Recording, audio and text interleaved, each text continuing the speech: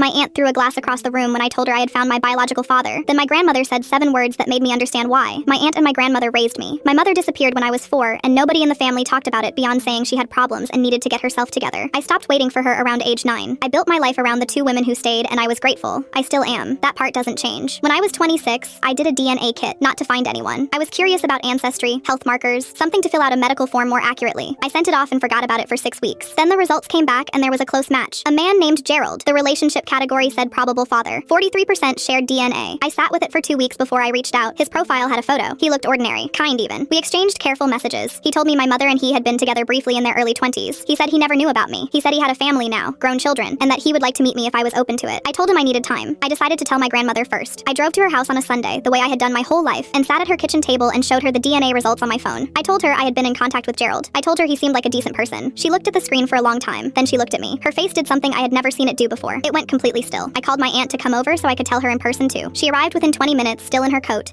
and I showed her the same screen and said the same things. She picked up the glass of water on the table and threw it at the wall. Not at me, at the wall. Then she left the room without saying anything. I sat there with my grandmother in the broken quiet and asked her what was happening. She said my mother hadn't disappeared. She said my mother had died. She said nobody told me because I was 4 and they didn't know how. And then years passed and they still didn't know how. And then so much time had gone by that telling me felt like opening something they had kept sealed for a reason. I asked how she died. My grandmother looked at the table. She said Gerald was not a decent person. She said my mother had spent 8 months trying to leave him, and that the last time she tried, he made sure she couldn't. She said he served 11 years. She said he had been out for 9. I could not feel my hands. I thought about his messages, how measured they were, how he said he never knew about me, how he said he had a family now. I thought about his grown children who had a father who had been home for 9 years, coaching games and sitting at dinner tables and being ordinary. I thought about the photo where he looked kind. My aunt came back into the kitchen and sat down. Her eyes were red. She said she had spent 22 years making sure he never found out I existed. She said the DNA site had just undone all of it. She looked at me and said, "Please don't meet him, please." Her voice cracked on the second please. I have not responded to his last message. It has been 3 weeks. He has sent 2 more since then. The tone is still careful, still patient, still ordinary. I don't know what he knows or suspects. I don't know if his other children know what he did. I don't know if telling them would protect someone or just destroy people who have built their lives not knowing. I know that my mother was real and she was brave and she was failed and then she was gone. I know I have a file now with her name in it and I have read it 4 times. I know that the 2 women who raised me carried this alone for 22 years and never once let me feel the weight of it. I don't know what I owe the truth. I'm not sure anyone could tell me.